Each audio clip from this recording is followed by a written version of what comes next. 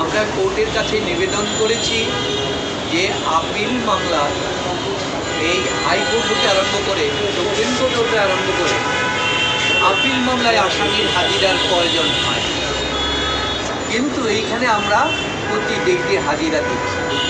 আপনি বলেছেন, আমরা দিয়েছি। কোর্টও গতদিনও বলেছেন, আজকেও বিপক্ষের লয়ারকে বলেছেন, জিজ্ঞাসা করেছেন সরকারের উকিলকে, আপনি বলেন কোর্টের প্র্যাকটিস কি, হাইকোর্টে কি হাজিরা দেওয়া হয়? উনি বলেছেন না, হাইকোর্টে হাজিরা দেওয়া হয় না, তবে এই কোর্টে আমরা হাজিরা চাই। কেন সরকার আজকে এই হাজিরা চাচ্ছে? কেন আজকে বিভিন্ন অনুষ্ঠান আজকে বিভিন্ন ক্যান্সেল করে, আন্তর্জাতিক জিনিসগুলিকে ক্যান্সেল করে এখানে থাকতেছে? সেটা জানি না।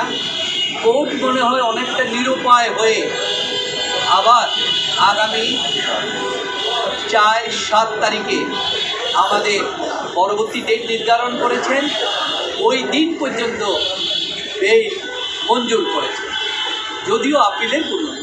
তো আমাদের ডক্টর মোহাম্মদ ইউনূস সাহেব উনি সবসময় বলেছেন যে আমি আদালতের প্রতি, বাংলাদেশের কোর্টের প্রতি আমি শ্রদ্ধাশীল, তাই সমস্ত প্রোগ্রাম ক্যান্সেল করে দিয়ে উনি প্রতিটা ডেটে এসে হাজির হয়েছে এবং আগামী দিন আমরা সেইভাবে আবার হাজির থাকবো।